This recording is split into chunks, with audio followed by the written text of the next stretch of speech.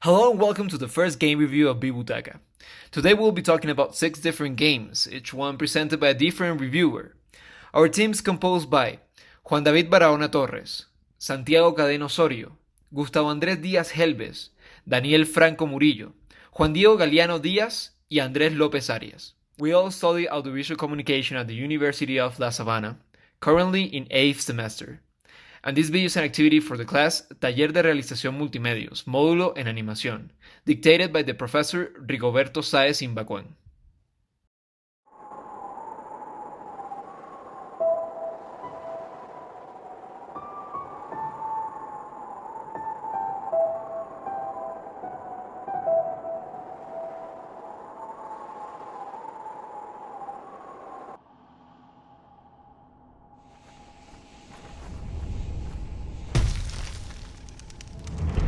This is Hollow Knight, one of the most amazing games that has been made in this decade. Hollow Knight makes part of the Metroidvania genre, a genre not well known, but one that, well made, can deliver an amazing experience such as Hollow Knight did. All this was possible thanks to the amazing developers of Team Cherry. Team Cherry is an indie games developer located in Adelaide, South Australia, whose objective is to build crazy and exciting worlds for us gamers to explore and conquer. This company is forged by 3 pillars. Ari Gibson, co-director of Team Cherry, who has worked on countless projects across films, games, and music videos. William Palin, co-director of Team Cherry. He's a passionate game designer with years of experience. And finally, Jack Vine, Team Cherry's supremely talented coder. Although they were the ones in charge of producing Hollow Knight, it must be mentioned the importance of Christopher Larkin, the composer of Hollow Knight's masterful music.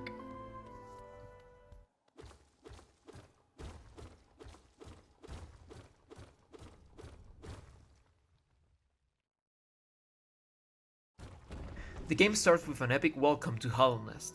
You're here, the place where you must fulfill your objective, or perhaps your destiny as a knight. In the first stage of the game, Hollow Knight does an amazing job presenting you the world, teasings of a vast story, the mechanics, the mobs, and the NPCs. After that epic entrance to Hollow Nest, you first get to meet Dirtmouth, an old abandoned town with closed stores and houses. The music is quite melancholic, and also sad. You first interact with the Elderbug, a lonely old bug who's so happy to finally see someone in this lonely place. Here you start to get some hints about the great kingdom that used to live underneath the town, deep down in the caverns. When you go down the caverns, you get to know Forgotten Crossroads, also an abandoned place with mobs wandering around without purpose. The atmosphere of the game is still the same at this point. Everything is blue, lonely, sad, but also quite intriguing. When you keep moving forward, you will see different mobs, ones that do nothing, others that fly, and ones that shoot stuff at you. Seeing that you can't go anywhere else, you keep going down, until you listen to this.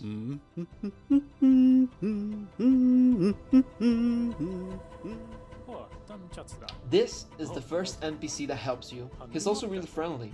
His name is Carnifer. He gives you your first map, so you won't get that lost while exploring the caverns. With this, you keep going around the place until you meet your first boss, a big and powerful knight. This opens you the door to your first mechanic, the Vengeful Spirit.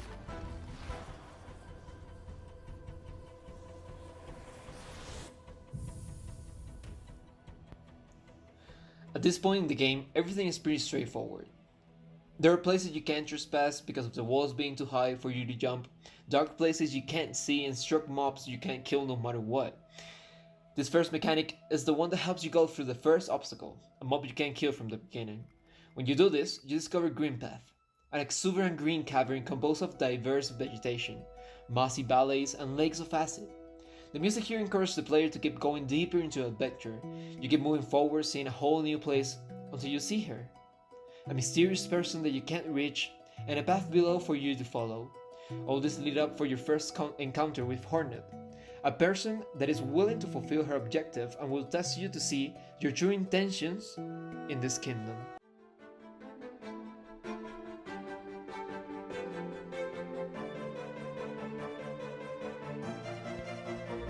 After defeating Hornet, the path you will be following will lead you to 3 new zones.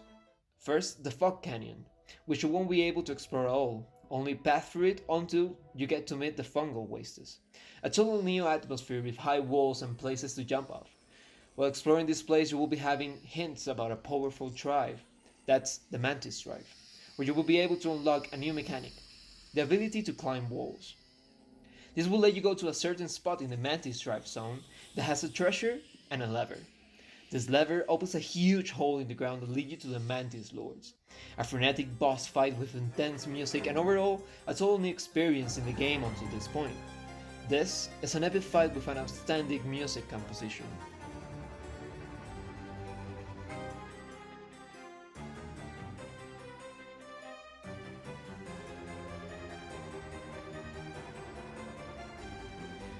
When you defeat the 3 Mantis Lords, you feel powerful. You even gain the respect of the Mantis, and that makes you feel even more powerful. Prepare for everything that's waiting for you in the world of Hallownest. After you finish this fight, you're able to go to the very center of the map, to the capital of this kingdom, City of Tears, where you find more about the story that you must unveil as you explore, with lots of NPCs that will help you with gaining upgrades or just tell you little pieces of the big puzzle that is the lore of this game. At this point is where the real adventure begins. Here you can go literally everywhere. You can do whatever you want, you can start forging your own path. Hollow Knight is a challenging but fulfilling adventure where you will find lots of interesting, funny and scary NPCs to interact with, challenging mobs and bosses while you progress in the story, music that will make you feel more immersed in the atmosphere of this game and will give you the chills when you have an epic fight. It's a game that reveals its mechanics with a very well made game design and a map design. It teaches you different mechanics without being straightforward. You will be able to dash, climb, throw powerful abilities and collect charms that will help you being stronger and have more abilities to explore. Although it is difficult and hard to understand for new players, it's a game rated E, so everyone can play it. It aims for new players to try a new challenge in video games, but it also gives the opportunity for more experienced players to prove themselves as true gamers. Without extending this even more, go play it. It's amazing, it's beautiful, and it's available in every platform. You can play it in PC and console, having good optimization for all platforms and comfortable controls in each one of them. We give this game a rating of 9 out of 10. With all this said, go forge your path in the amazing world of Hollow Knight.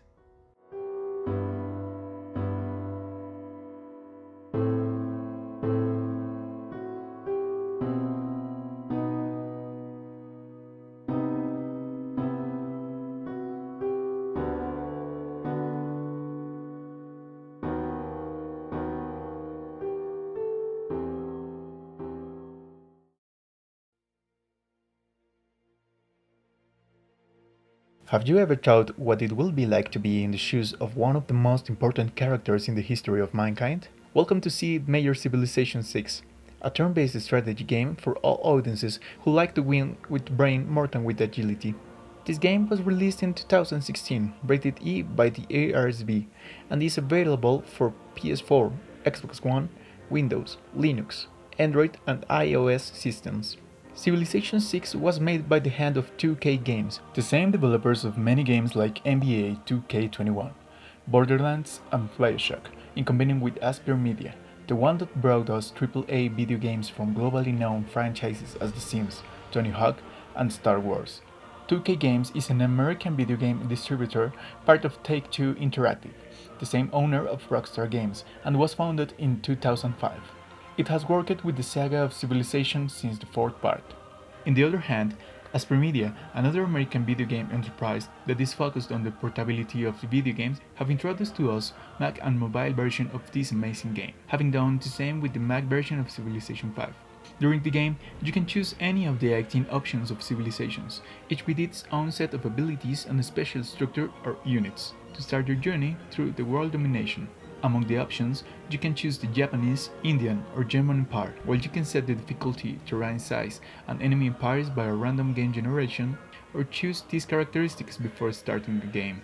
When you start, the game will give you a tutorial teaching how to play if you have already played another Civilizations game, showing you the relevant changes made in between, or you can choose to learn how to play from the scratch. Civilization 6 managed a point-and-click control with isometric perspective and a lot of shortcuts to navigate through the interface and control windows. The most important thing that you should know is that you can win the game in big four victories, by domination, cultural, scientific, and religious. So, the choices that you made since the early game will be important or relative to the knowledge about the mechanics. No mechanic is more important than other, because if you do not improve your army, the other civilizations can attack you without compassion, or will avoid your diplomatic interactions because they consider you too weak. But, if you are too aggressive, they can go together to attack you and cut your commercial links. If you don't improve in faith and economy, the obtention of big characters and the option of buying buildings will be harder than if you maintain a relevant position through your religion or economy. In Civilization 6 exist many main mechanics that are fundamental to the gameplay and can give you some advantages at mid and late game. Those mechanics are the districts. In the other Civilization games, you must develop your empire through specific structures. Now, in Civilization 6, you must build a seaport to make maritime units to explore the map, exploit or exterminate your enemies. If you build a campus district, for example, you will adapt your city to produce more science and obtain technologies faster. The wonders. Building on a wonder will take a lot of turns to produce, but when you finish it, your civilization will have many advantages as additional art slots that give you more culture or additional resources to expand your empire. The technologic tree. While you progress in the game, you must choose which technology do you want to improve. Some of them will unlock new resources in the map to explode them and will allow you to use units or will give you new buildings that upgrade one of the different systems in the game. Considering that Civilization is a very complete video game and how it has a lot of things to make more immersive the experience of having an empire, and how it goes better with its DLCs, this team gives it a punctuation of 9/10, because the game can be kind of frustrating if you don't dedicate hours and hours, especially to the more casual players.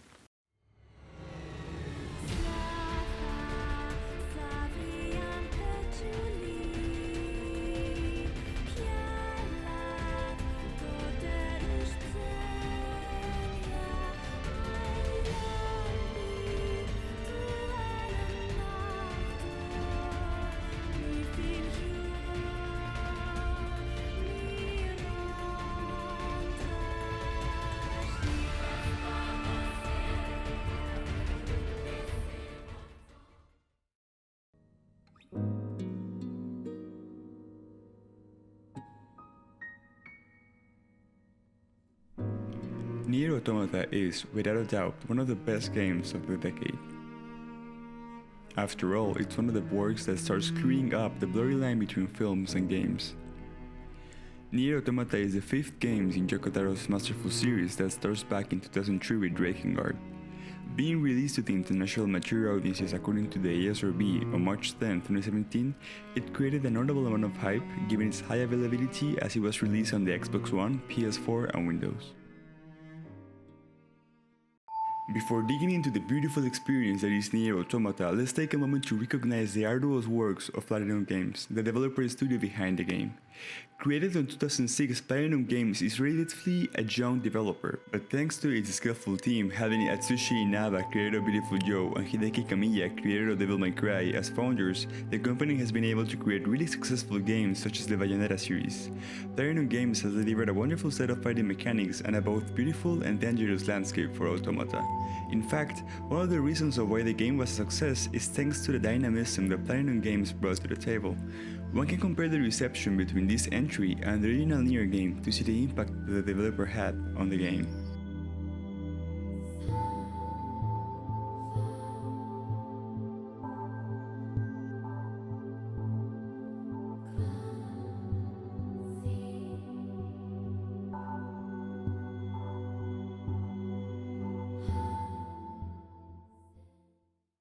Automata is just a wonderful game, but it takes time and dedication to really appreciate it.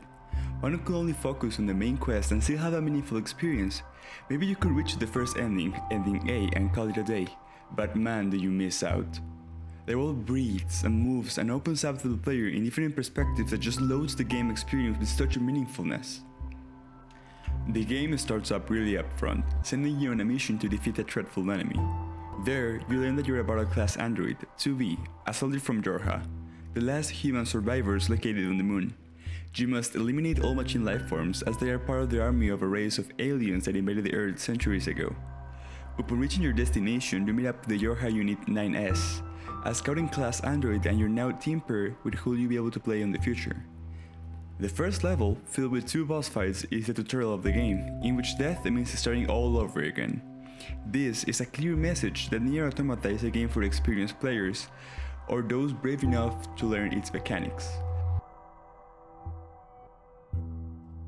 After completing the tutorial, you return to the space base, where the game starts showing you how diegetic it is. Death is something that in theory is supposed to happen in the story. You are an android after all. Your data and systems are in a data cloud and can be re-uploaded into a new body. Once in a new body, you can have the possibility to recover the chips that were installed on your previous one. Here's one of the main charms of Nier Automata. ありがとう。最後に私たちのデータを基地にアップロードしてくれて。ごめんなさい。その記憶を僕は持っていません。あの地域は通信帯域が細かったですから多分。あなたのデータをバックアップする時間しか確保できなかったんでしょう。僕の記憶はあなたと合流する直前までしかの。そう。In most games, the experience is sometimes interrupted. Death in the majority of the games isn't supposed to happen story-wise. First of all, because video games as a medium is still really young, and it tends to take away many of its storytelling from films. Watching your character die just to see him alive again after you complete a difficult section breaks the momentum of the immersion. Seeing an interface that is extra diegetic sometimes breaks the same magic. And here's where Automata shines. Everything about your experience is linked to the world. You're supposed to access an interface and modify yourself. Everything has a sense.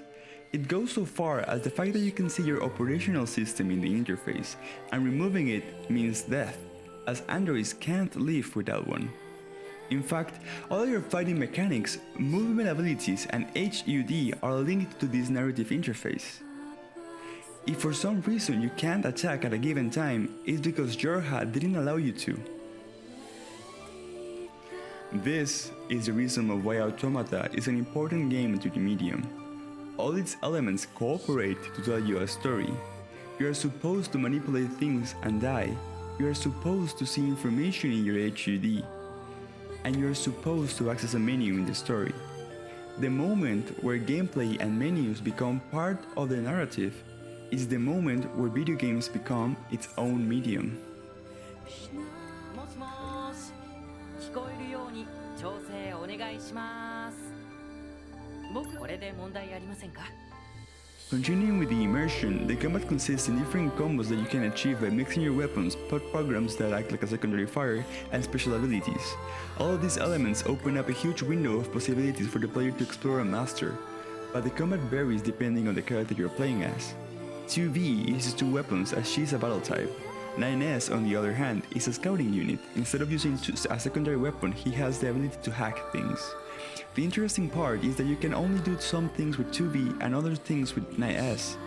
So just by being a different type of unit, the world around you changes. You can access to different places, and the way you approach obstacles vary. Everything reacts to your actions and who you are controlling.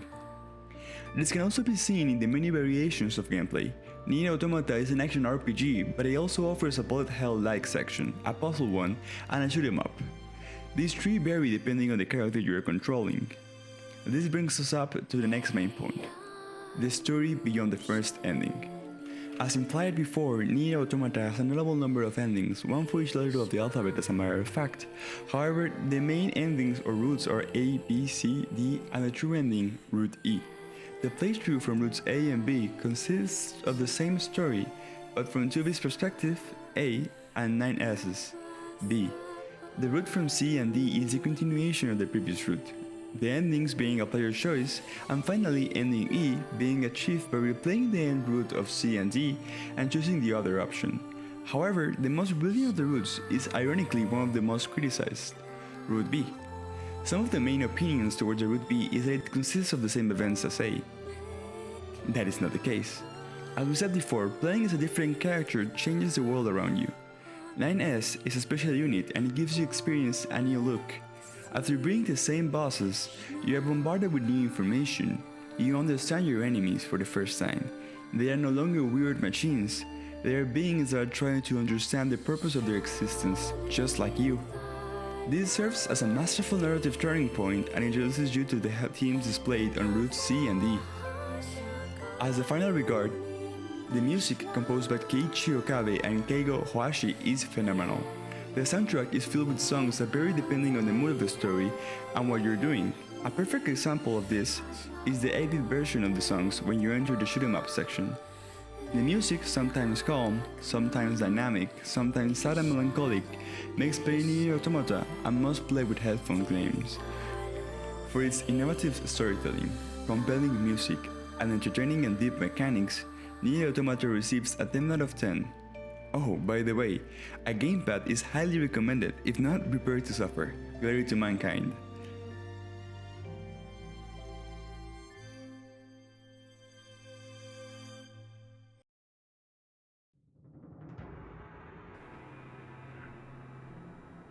Halo Reach was since 2010 the masterpiece of Bungie, considered by the fans like a cult title.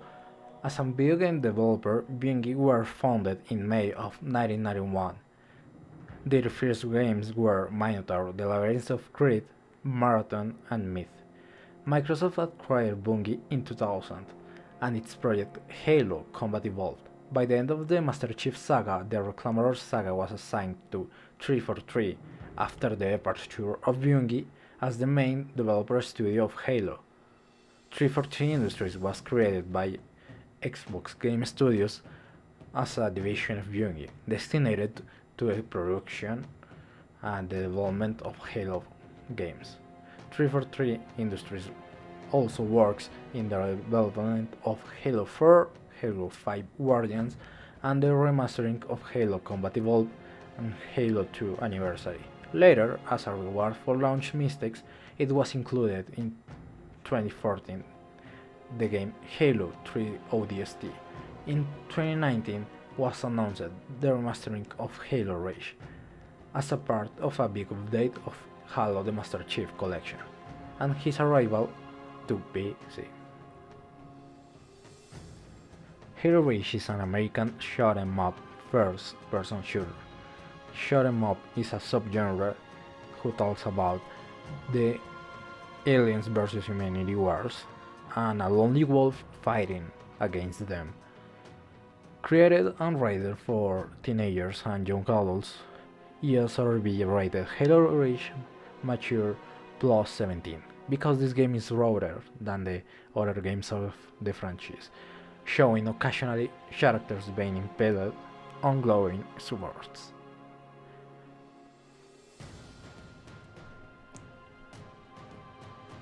Halo Reach is not about the Master Chief, it's about the Noble Team, a Type 3 Spartan team. Assigned by the Oni to Reach, the team consists of 6 Spartans. Noble 1, Carter, is the commander. Noble 2, Kat, is his right hand, a cryptanalyst. Noble 3, John, the sniper. Noble 4, Emile, the detonator. Noble 5, George, the grenadier. As players we embodied Noble 6, the new member of the team after the death of the previous Noble 6.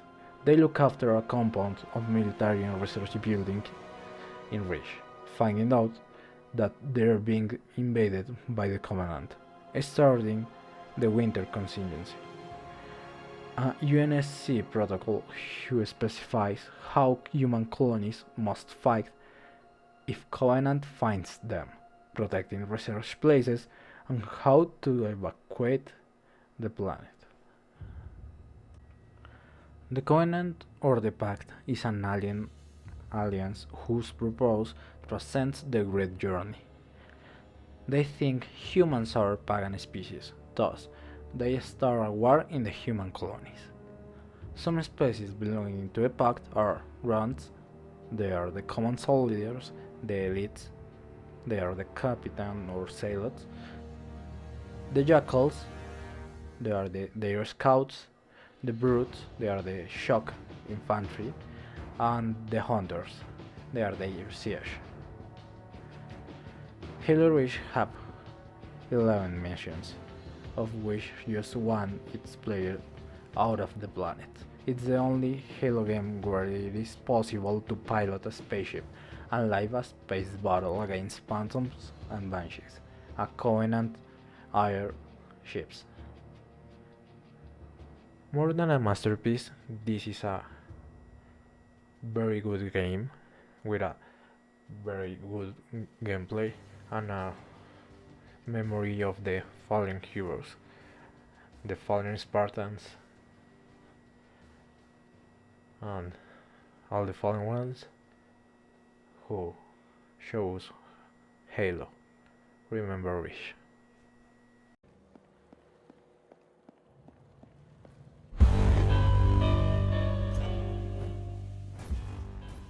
On March 31st of 2016, the Heart Machine studio released, after a successful Kickstarter campaign, its first video game, which attracts by its simple but elaborate art design, Hyper Light Drifter. Hyper Light Drifter was developed for the main platforms of that time, Xbox One, PS4, Nintendo Switch, and PC, and later it was ported for iOS devices. In this adventure in the most classic 8 and 16 bits RPG style, but with renewed mechanics, we will play Drifter, who carries a strange heart disease that is slowly ending him, and embarks on an arduous adventure crossing through various dangers to find a cure. However, the story is open to the interpretation of the players, as it doesn't have dialogue or text that gives context to the situation, and as Dark Souls does, it trusts that the player will discover the story through exploration. To talk about what this video game wants to offer us, we must know a little about the study behind it, Heart Machine. Alex Preston, a man who suffers from a heart disease that only he knows how to treat, started a campaign on Kickstarter to give life to a project that had been spinning around in his head since he was young. Something dark and fantastic, with giant forests to navigate, huge floating structures to explore, deep crumbling rains to loot, massive trunks of enemies to rend, and he wanted to give the protagonist a purpose in this diegetic world through sharing something with his creator, a strange heart disease, and the purpose of finding a cure for it. It didn't take long for the project to catch people's attention and become a smash hit on Kickstarter. With intention of bringing his video game to life, Alex founded Heart Machine, whose name is inspired by the congenital heart disease that he has suffered from. The video game has a rating of teen by ESRB because it features blood and gore violence.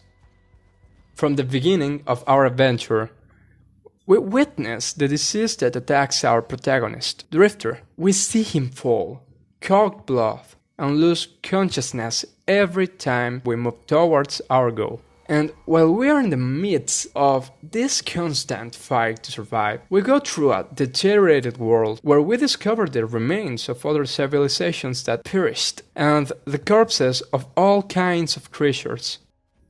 And the fact is that the artistic section is not the only thing that stands out in this video game. It also boasts an excellent level design, a very good difficulty curve, fun and challenging mechanics, a variety of enemies, and a very polished bosses design. Regarding the level designs, we find 4 large areas related to the cardinal coordinates, north, south, east, and west, interconnected through the central area, the town. In the town, we find various NPCs who tell us a little about their stories through images, and a mysterious man who helps us on some occasions during our passage through enemy areas. In each of these areas, we must activate a pillar, and for this, we must go through different dangerous enemies and vases in order to get closer and closer to our objective. Access the underground area in which our worst enemy is waiting for us, the Drifter's disease. And It is that through each area we find a different but interconnected biome, which has hidden areas waiting to be explored and areas that we will unlock as we advance and collect certain objects. However, some of these areas can be much more challenging than others, since the difficulty of this is prepared for a certain level of skill of the character and the player.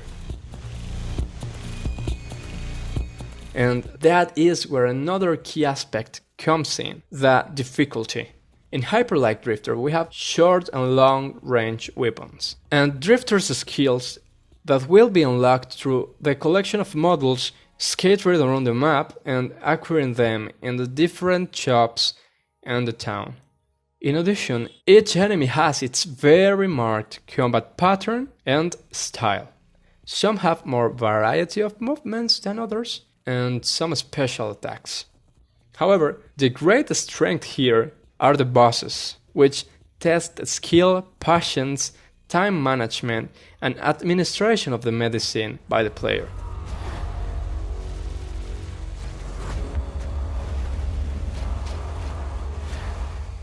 Drifter has attack and evasion movements. To attack, he uses his sword, grenades, and various types of pistols, which also serves to activate mechanisms. To explore and defend himself, he uses the ability to drift, a movement that allows him to move quickly in one direction. Our character is always accompanied by a small floating being whose purpose is to collect and interact with the objects in each area. The control system is simple and easy to understand, as it is limited to being basic so as not to unnecessarily complicate the player. This system is adapted for the controls of each respective platform, and in the case of PC you can choose between control or keyboard and mouse.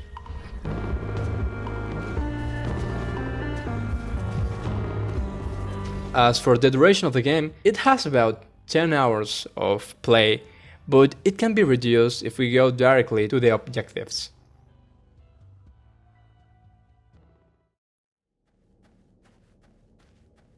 In this game, the exploration rewards the player and invites him to re-explore the completed areas, for which give it a replayability factor.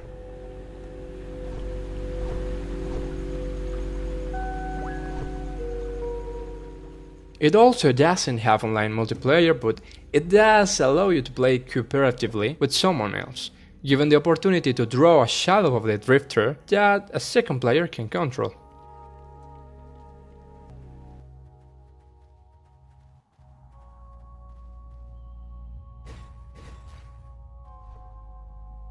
Taking into account all the above, its spectacular artistic design, its polished mechanics, a successful soundtrack according to the proposal of the game, Hyper Light Drifter is a wonderful game, highly recommended for those players who love RPG, adventures, pixel art, and who have enjoyed the wonders of 8 and 16-bit games on the old consoles, and want to try something new but with that familiar flavor that brings us nostalgia. And for those who, despite not having a very powerful PC, want to enjoy an amazing video game. You can give it a try on Steam, in Epic Store, or in the different stores of the consoles for a price around $12. For all this, we decided to give it a 9 out of 10, an excellent game. My name is David Barahona, and I hope you enjoyed it. When we think of sport video games, several franchises come to mind, such as FIFA, NBA, or even the newly revived NFL. But when we talk about skateboarding video games, there is a franchise that stands out above all of, and it is Tony Hawk. Tony Hawk video games have been the benchmark for skateboarding video games for years, having their first installment in 1999. But we're not going to talk about any Tony Hawk games, or at least not literally. In 2003, for the GameCube, the PlayStation 2, and the Xbox, the game that every child fan of Disney and skate would want was published: Disney Extreme Skate Adventure. Sounds cool, right? But the question is, was it? Disney Extreme Skate Adventure is a game developed by Toys for Bob, a video game developer located in Novato, California that was founded in 1989. It is currently a subsidiary of Activision, which acquired the studio in 2005 and was in charge to publish the game in due course. Toys for Bob is recognized for games like Pandemonium, Skylanders, and the Spyro franchise. Activision, for its part, is a video game company founded in 1978, currently located in Los Angeles, California, and which is part of the Activision Blizzard Company, a company that emerged in 2008. Activision is the third largest video game distributor and is recognized worldwide for titles such as Call of Duty, Crash Bandicoot, Guitar Hero, and obviously Tony Hawk, among many others. Now, going back to the game itself, the game is published after Tony Hawk's Pro Skater 4 came out in 2002, and before Tony Hawk's Underground came out in 2003. This is how Toys for Bob will use the same Tony Hawk's Pro Skater 4 engine for the Disney video game.